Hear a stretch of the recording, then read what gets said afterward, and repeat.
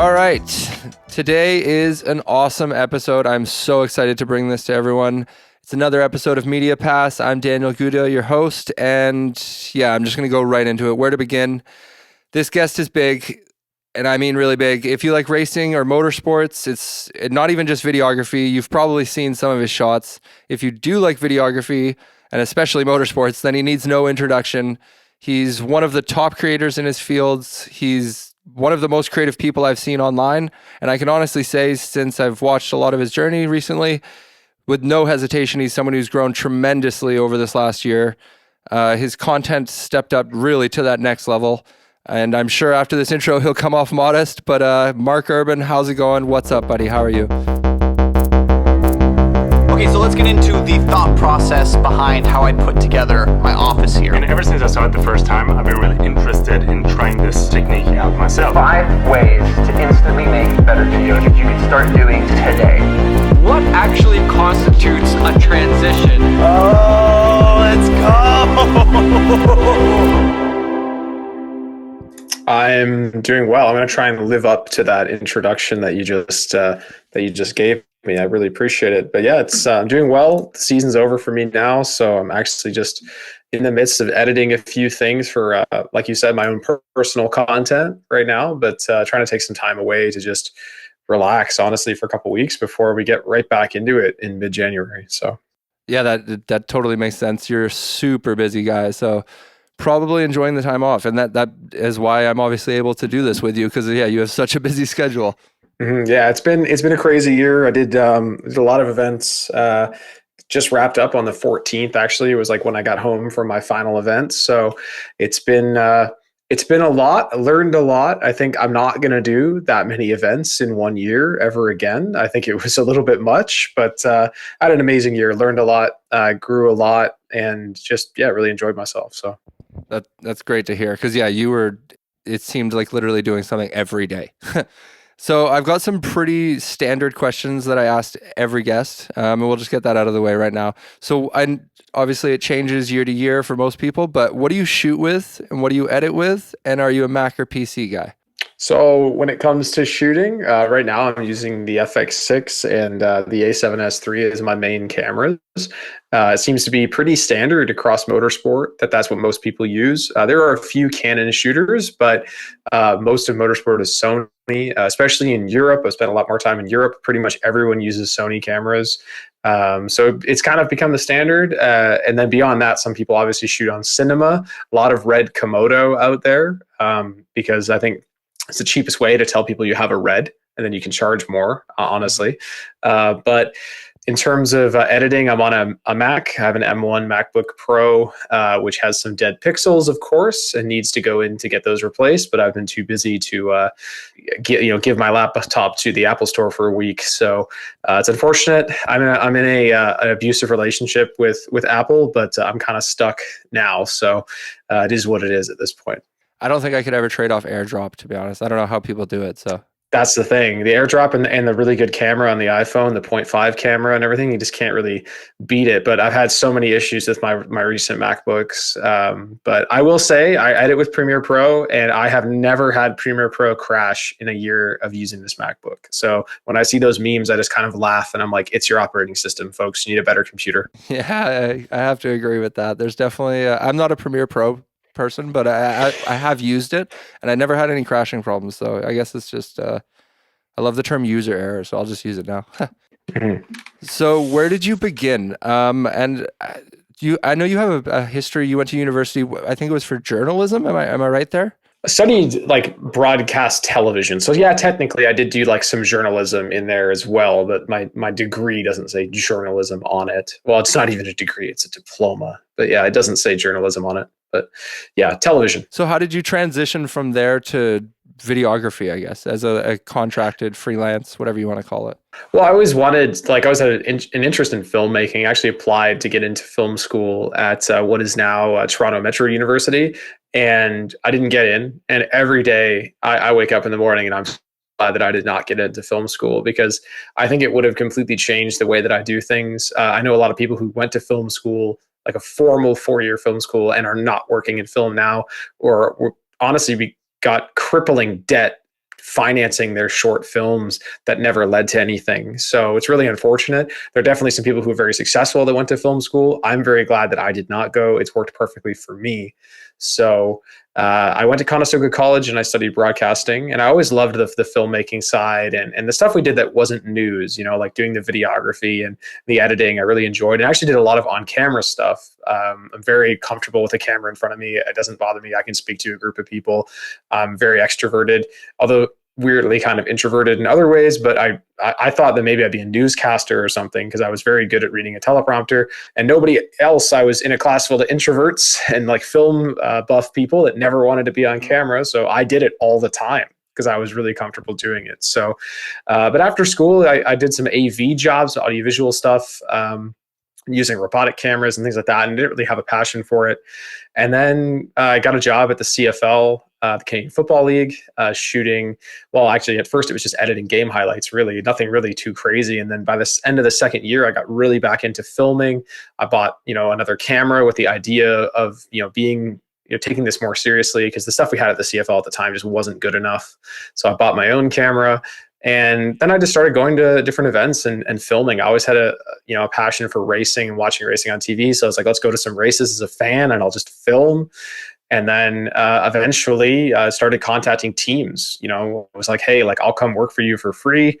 And that was in 2018, 2019. And now here we are 5 years later. So now a complete full freelancer after getting my first big gig with AIM Motorsport, which is a race team from Woodbridge, Ontario, that's now no longer operating. But I went and did a season of IMSA with them, and I quit my job where I was working for the Hamilton Tiger Cats at the time and didn't really enjoy working there. It wasn't for me. So I went and did the racing thing, and now I've got my own roster of clients. I'm shooting for manufacturers and drivers and big name entities. And it's only my 5th year of doing this. So it's been quite a large rise. In fact, I'd even say the rise itself has really only happened over the past 18 months. It's gotten pretty crazy. It's been awesome to watch. And I mean, we met in Toronto. I think it was probably around month 14 or 12 or something for you, I would say, in that rise. Yeah, I think wasn't it last year, I think, right? When we did the Nissan event. It was, yeah. I just remember being in that pit lane and looking over and seeing, is that Mark Urban here? What? Yeah, so it's cool that you bring your own brand to it, because I think I know a lot of companies nowadays and a lot of clients, from your point of view, look for that as well. It's such a big bonus perk. It's so common for creatives to be, as you said, so introverted. It's something I'm working on, I know. And yeah, it's such I don't know how to put it, but it's just so great to be on the viewing side of it and learning from everything that you do. And it's so interesting to watch. And yeah, I mean, just from everyone watching who doesn't comment, keep doing it. Yeah, it's been interesting to sort of create my own way of doing things and kind of my own brand. I think for me, I really enjoy showing people the behind the scenes and doing the full, here's all of my social, putting time into my social media, I think is really important. And I think, it's been interesting, it's still strange to me when people come up to me at the racetrack and they're like, I really like your social media. And I even have people that ask to get pictures with me, which I think is I'm fairly introverted when it comes to that kind of stuff. So I'm like, sure, I'll take a picture with you, but I'm not famous. I'm literally just a guy with an Instagram account. So but it's cool, especially young people. So actually there was a race at Watkins Glen this year, the IMSA race, and I was in line. I was shooting for BMW and I was filming the autograph session. I always film the autograph session and never use anything from it. I don't even know why I go. It's literally just to get FaceTime with your clients and hang out. But I was filming, and I was filming the autograph session, and this kid was in line at the autograph session, and he said to me, "Oh, you're Mark Urban. Can I get a photo with you?" And Connor DeFilippi, one of the drivers, was like, "I haven't been asked for a photo yet today, but you have." And I'm like, "Yeah, I don't get it either, but sure." I definitely was one of those people. I definitely asked you for a photo, and I just think it's cool, man. We're all fans, and it's so interesting, all the behind the scenes thing. And yeah, who wouldn't want a photo with someone that they look up to, right? So it's weird being in that position, I can imagine. But yeah, it's something we're all working on, is getting used to things like that. What was your first motorsports gig? You obviously just talked about it, going from the CFL to just race events. But I guess, what was your first motorsport gig and how did you fall in love with motorsport? Was it always a passion, or is it motorsport and football? Or yeah, tell me more about that. Well, I like both football and motorsport. Like I shot a CFL game not that long ago. Didn't remember for the league. I shot like the Western Final in Winnipeg, which was really cool to get back to shooting football. It was definitely like tough to kind of adjust back to filming that a completely different type of sport. But I think I still love football. Like I watch the NFL. I was just at the Detroit Lions game on the weekend. Like I watch the NFL every weekend. I watch the CFL all the time. But motorsport, like I started watching with like my dad's family. We'd watch NASCAR and stuff, like the extended family. And then I would watch Formula One. I kind of got into that. And then honestly, like for me, just like watching Speed Channel as a kid. It was Channel 54, it was Speed Channel, and I would just like watch Speed Channel all day. And I would watch different types of racing. Got into sports car racing. I'd watch the Rolex 24 every year.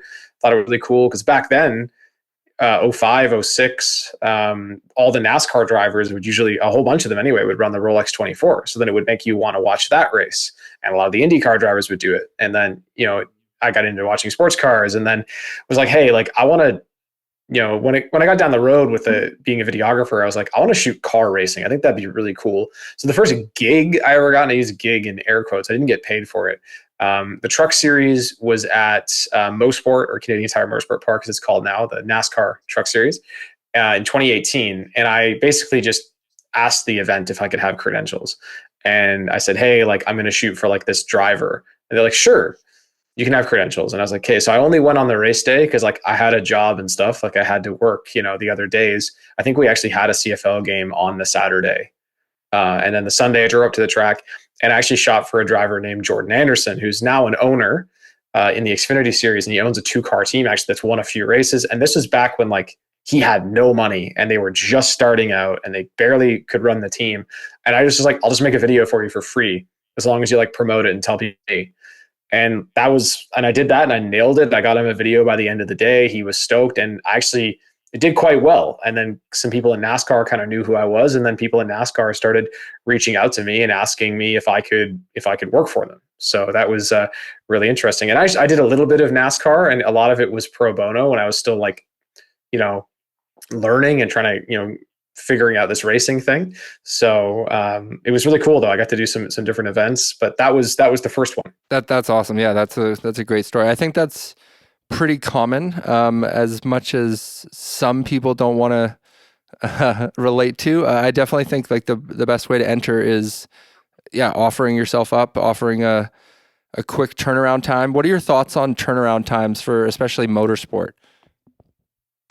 Well, the thing is with social media now, when it comes to turnaround time, like everything is instant. Like people want, if you post about the event 3 days after the event, well, like the event's over, it's done. People have already forgotten about it. So I'm very much try to get everything as quickly as possible to my clients because I think they want to post right away. Obviously, if it's a long form piece, like that's not possible. But like if you're doing a 3 or 4 long form piece, like you obviously want to put that out after the event as kind of like a retrospective.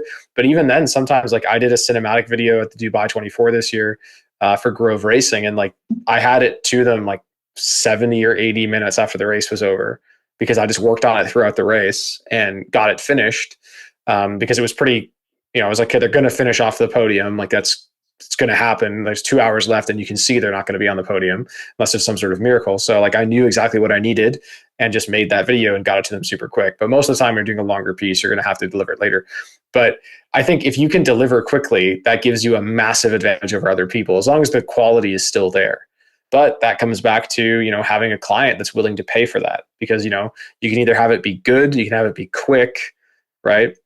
Or what are the 3 they always say? You can have it like good, quick, or fast, but you can't have all 3. You can pick 2 of them, right? And if you pick that you want it to be good and fast, well, then you have to pay more, right? That's just kind of the way it goes because I just quoted someone the other day and they said, this is what I want. It's okay. I have to bring an extra person to Daytona if you want that. So you have to pay for them and all of their expenses.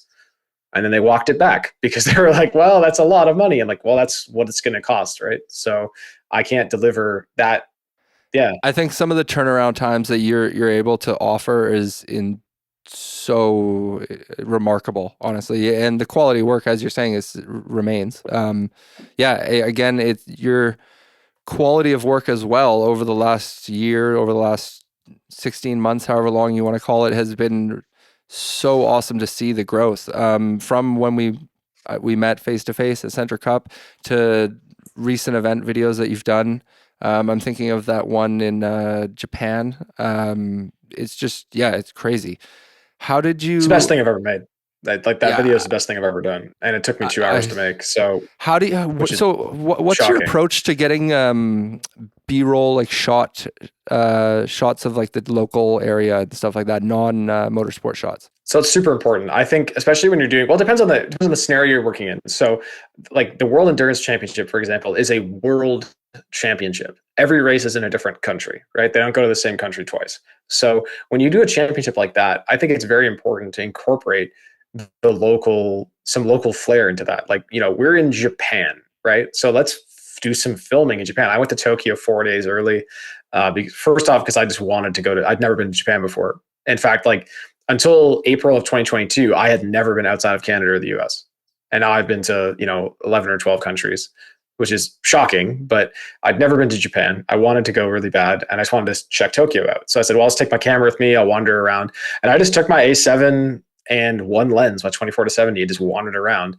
And when it starts with a shot of, I actually can't remember how it starts. I'll have to watch it again, but it starts with like some shots of like cherry blossoms. So I actually went for a run at like 6 a.m. when I was jet lagged, and I saw those when I was running, and I said, I have to come back here later with my camera and get a shot of that, because that's like, because cherry blossoms on the side of the car in WEC, as there was at the time. They changed the livery for Le Mans, so they put some cherry blossoms on the side.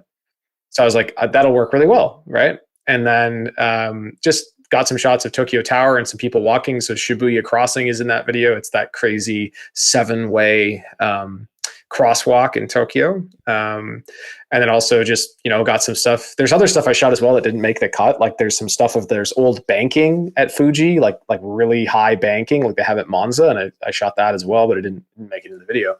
But I just thought that was important because we're in Japan. And then while I was editing it, I thought of the F1 stuff that's in there, which I just ripped off of YouTube, which is like, I guess technically not legal, but whatever. No one's going to call me on it.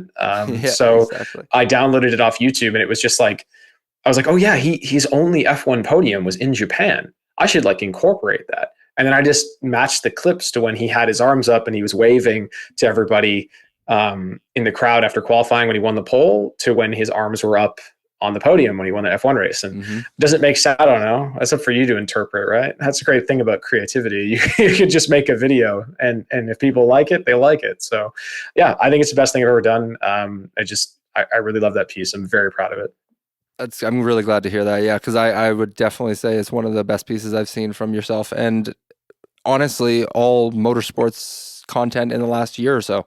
I'm not saying that just because you're here. I really was inspired watching that video. So that's from, as a videographer, I only seem to get inspired from the crazy work. So yeah, that's how I know, at least.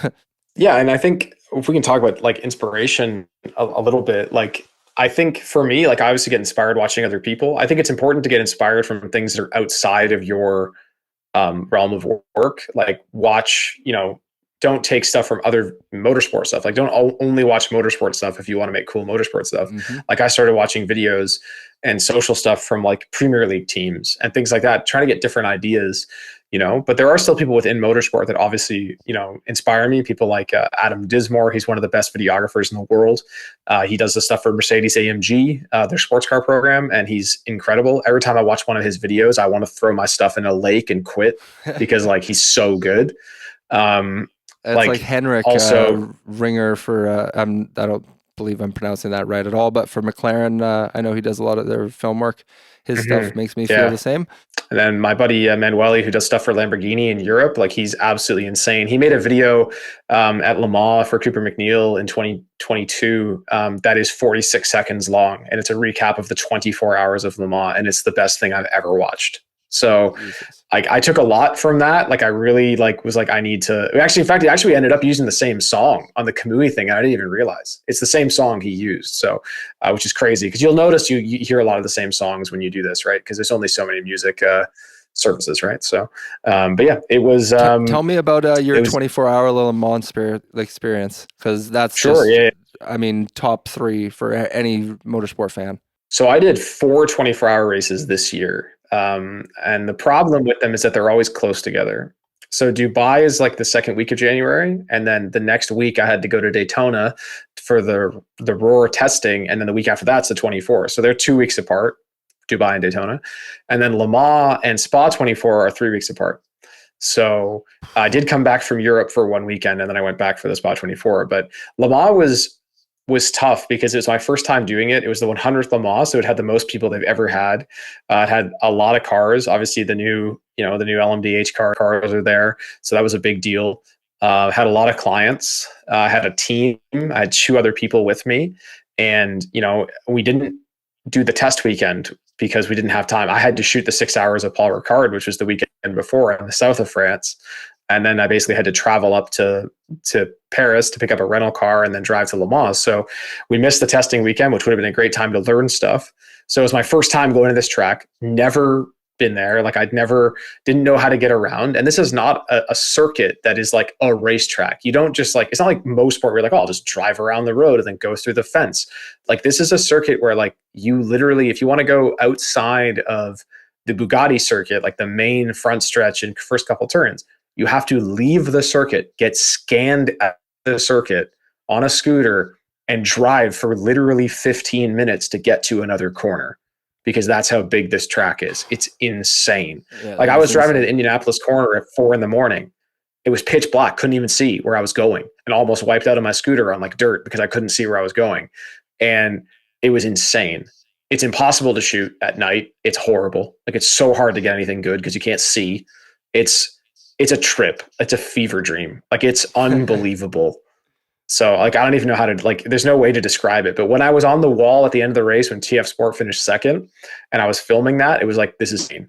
I was like, this is the coolest thing I've ever done in my life. Like, wow. Never thought I'd be here, like hanging out the wall. Do you ever just pinch yourself? All the time. All the time. I'll have that thought constantly. Like when I'm complaining about how crappy it is, like, it's like, you know what? Like I could be down a coal mine, or I could be doing a job that a lot of people really hate, So that's what Graham Goodwin always says. He's like, well, you could be down a coal mine. And I'm like, you're right. So yeah, there's days when I'm like, I can't believe they pay me for this. This is insane. Right. It's wild. I've made many a TikTok video about that. So it's crazy. How did you team up with Jamie? Well, I mean, like when you work in the same media center with other people, you get to know them, right? And you end up sharing a lot of the same clients, and it just becomes hey, you need a video guy. Well, I know a video guy, and and then we just started traveling together, because when we're both freelancers with different sets of clients, different incomes, like when you travel and you pay for your own travel, it just makes sense to try and travel together, share a rental car with someone. We'll usually rent houses and then share them 3-4 people to split the cost. It's way cheaper than staying in a hotel. So we'll do that quite a bit, because it's just, a lot of these trips are expensive, especially you go to the West Coast. If we go to Laguna, you go to, Long Beach, which is in downtown, Long Beach, it's very expensive to stay there. So if you can split your costs with someone, it's perfect. But yeah, we basically we hit it off. We shared a lot of the same opinions, and we just enjoyed hanging out with each other. And like, I'm just Jamie's comic relief. I just make him laugh. That's basically what we do. And, we've been on some long trips together. We did a week in Portugal together, to Super Trofeo last year. And we've done all kinds of different stuff. I've helped him out. I actually did some photo work for him. I'm not a photographer, but he was actually in Italy in 2021 and he got COVID and he had to stay there for 17 days in a quarantine hotel. So like, I shot for him at Petit Le Mans along with some other people. So yeah, I don't know. He's just one of my closest friends now. And it's funny because when I first was around Jamie, I thought he was like an asshole. Like I didn't like him. I was like, this guy's a dick. And then I realized that I'm like, no, he's just funny. And then I was just like, okay, I like him. He's great. And now we're like best friends. So that's I can relate to that. Not with Jamie, but with myself. How does traveling affect your creativity? You're talking about all these crazy long trips, and obviously with everything that goes along with it, like staying up for crazy hours after the races and everything like that. How does that affect your creative outlook and creative job, I guess? Or do you get used to it? Or Are you impacted by that a lot? I know for myself, I'm still definitely getting used to the travel side of things and the long hours and how that affects my creative outlook. Yeah. Yeah, like it definitely wipes you out, especially long trips. Like, I went to Malaysia at the beginning of December for Asian Le Mans, and that I had nothing left in the tank. Like, just because I think it had been such a long year, but also like my travel to was 30 hours each way just to get there, and you're wiped out. It's a 13-hour time change, so like you're dead. You have nothing to work with, and it's tough. I'm more used to it now. I do come up with a lot of my best ideas, like when I'm on the plane and stuff. Like I have a notebook and I actually just write ideas down that I have and make like shot lists and things. But it is tough because people don't understand that, like, oh yeah, well, you work a lot or whatever. It's like, yeah, but like the traveling is really the hard thing. That's what's tough. Like being at the racetrack is not that difficult. It's the, day and a half of being on planes to get to the location and then have to immediately start working. That is really difficult. So some of my longer trips, I've tried to go early. Going 4 days earlier to Japan really helped. And same thing with Malaysia. Like I still went like a day and a half early. So I had a whole day in Kuala Lumpur. We went around and got scenics and everything to just kind of acclimate to the time before I had to go to the circuit. Lots of people got a nighttime flight where they landed in the morning, so they go straight to the track so they could save a night in hotel. I'll spend that extra money to get there earlier because I've made that mistake before. I need it. Yeah. How do you conceptualize? So are you going in with ideas every time, or do you get inspired by moments, or is it like a bit of both? I think it's a bit of both. I think you can. So what I always tell people is you can plan all you want, but when you're shooting sports, it's not going to go the way you planned. So you have to have a backup plan. I'm not saying don't plan. Obviously, you want to have a plan, but there's times when like you can make a whole plan for a video you're going to do, and then the car crashes on hour 3 and it's out of the race, and now you have to figure out what you're going to do instead. Right. So I think it's important to plan like shot ideas and things. But if you're like completely conceptualizing an edit down to, like storyboarding it before you shoot it, that can be tough because like you don't have control over what you're doing. And that's why I love filming, because when you get something really good, that moment only happened one time. You can't re-rack it and ask them to do it again. Right. That's what I love about it. Like when I get an incredible moment on camera, like I can't. It's not like when they do it in Hollywood, because like that's never going to happen again. I'm documenting an event. It's priceless. Exactly. It's incredible. So when you get it good, it's an amazing feeling. But yeah, I definitely plan in my head kind of shot ideas I want to get. Like I think for me, it's picking the music first. When I pick the music first, that's really helpful because I'm a very musical person to play the guitar and like, when I have the music, I can kind of get an idea in my mind of what that's going to look like. Like I said this on a podcast the other week. I'll actually like close my eyes and we'll sit and listen to the track and visualize, which sure looks really lame to people sitting in the media center, but like that's how I figure out what I'm going to do that day. Yeah, that definitely makes sense to me. A lot of times I'll put together the whole audio track before I even put together any of the video. Yeah, so I definitely can agree with that direction. Okay, so tell me about how important you think XLR audio is, especially for motorsports.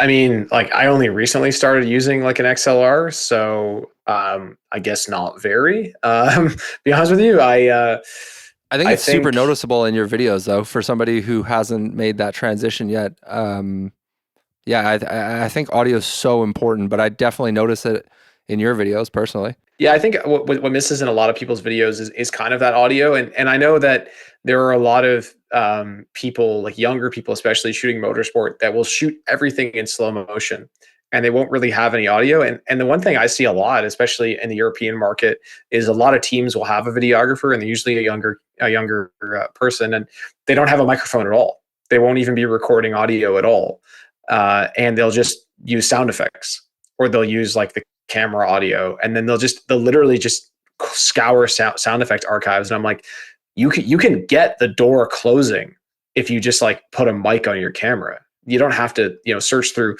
like having, sound design in post-production is important, like adding certain sound effects and things that aren't there. Like I'll always add garage presence, or I'll add crowd noise, or I'll add something in the background. So you're never hearing nothing.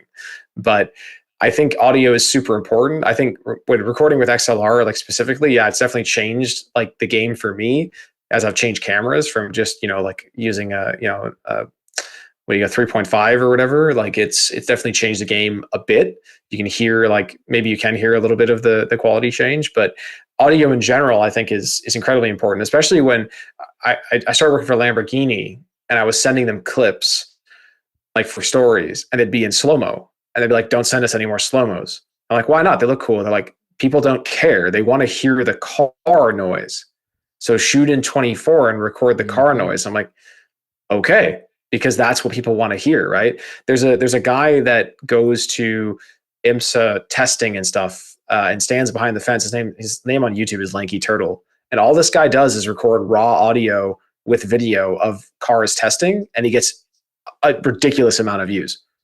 And that's all. And it's like, it's a low quality, but and I'm like, wow, they have a point, because that's what people want to hear, right? You got to give them something to listen to. That's a really good point. Yeah. So what are your, this is nothing new here, especially for people who haven't seen all your TikToks and things like that and any of your social media videos, but what are your tips for people who want to start? Yeah, especially in motorsports, but I guess just in videography in general, getting that first media pass. What are your golden ideas? What are your tips? Start going to races as a fan and take your camera with you. If you go to sports car racing, especially, you go to local races, regional races, start small. Everyone messages me and they say, how do I shoot Formula One? I love Formula One. I want to shoot Formula One. I said, cool. Go to a local track day with your camera and start there, because you don't walk into a hospital and do brain surgery on day one of medical school. It's not the way it works. I understand there's always going to be exceptions to the rule. Like, I know of people that shot no other racing before they shot Formula One. One of them has a huge YouTube channel, right? Didn't shoot racing before that, but they were an accomplished photographer before that, right? So everyone has a different path, right? But start small, start local. If you don't have any experience, just offer to work for people for free. As long as the free work you're doing benefits you and you see a benefit to doing it, there's nothing wrong with that, right? So get out there, just get a camera in your hands and shoot, and just start networking. Go to small races, meet people. You want to go in person. Tagging someone in an Instagram post will only go so far. You need to meet people. People are going to remember meeting someone, right? That's what you want to do. You go up to people and say, hi, I'm this person. I've been taking photos here today. I would love to send you some. Would that be okay? Would you tag me in them? It'd be a big help. I'm just starting out. Boom, you're going to be able to give those person your photos, and they're going to post them and they're going to tag you. So you're going to get the outcome that you want, and they're going to get free photos and they're going to be happy. I hate telling people that work for free, but when you're at the bottom, I started by working for free. It's not a bad way to get experience. But like I said, as long as you're getting something out of it. Perfectly said. Absolutely perfectly said. All right, let's move over to the quick fire questions. And yeah, are you ready to go? Quick fires and quick responses. What was your first camera? I still have it. It was a Canon T3i, a Canon Rebel. That's impressive. You still have it. I do not have my Rebel anymore. What is your favorite focal length? If you had to choose one to shoot for the rest of your life, what would it be? 50 millimeter. What's your favorite movie? Fantastic Mr. Fox. What's your favorite music video? Oh, it's a good one. Yeah, Just by Radiohead. Solid video. Favorite director? Wes Anderson. He's coming up a lot lately. Favorite travel spot? To go, I think Japan's actually Australia number one. Favorite time of day to shoot? Golden hour, like so sunset usually. I knew you were gonna say that. That the footage you shoot in golden hour is ridiculous. All races should be at golden hour. Sorry. What's your favorite backdrop? Nature or city? Forest, urban? I like the forest. I like nature more than I like the big city. What ignited your videography bug in under 5 words? Watching a lot of movies. Would you rather win the lottery and retire, or would you keep creating? Well, I mean, so if I win the lottery, I have to stop, but then I don't win the lottery and I can keep going. It's a bit of a double-edged question. So would you, like, if I won the lottery, would I keep doing this? Exactly. So if you won the lottery, yes, would you retire? And yeah, exactly. If I won the lottery, I'd keep doing this for sure. That's the answer I want to hear, and I think that's pretty common. I like to double check. All right, I'm not going to take up any more of your time, Mark. You're absolutely incredible videographer, super inspirational. Throw out some of your social media plugs, your handles and everything like that, just for anyone who doesn't know who you are, so they can check you out. So, like I tell people to do, my social media handle is exactly the same on every social media. It's at murbanvideo. Make yourself easy to find. Don't make your Instagram handle some funny name. Like, make it your name. Let people be able to find you. The people who will come up to me and be like, "Hi, I'm this person," and I'm like, "Great, I've never heard of you." They're like, "Oh, I'm like, whatever racer name on Instagram." Like, "Oh, cool. You should probably change it to just your name so then people know who you are." Right. So yeah, I'm at murbanvideo. I'm on TikTok, Instagram, X. I'm on Threads now. That's becoming a thing. And I also have a YouTube channel. I'm actually editing a video for YouTube, like just taking a break to do this podcast while I edit new videos. So trying to grow that. You can subscribe on YouTube. Just search for murbanvideo and you will find me. Awesome. Definitely go check out all of his stuff. It's 100% worth the time. And yeah, make sure to support when you do. Thank you so much, Mark, and have a great rest of your day. And we'll talk soon. Thanks, man. Appreciate it.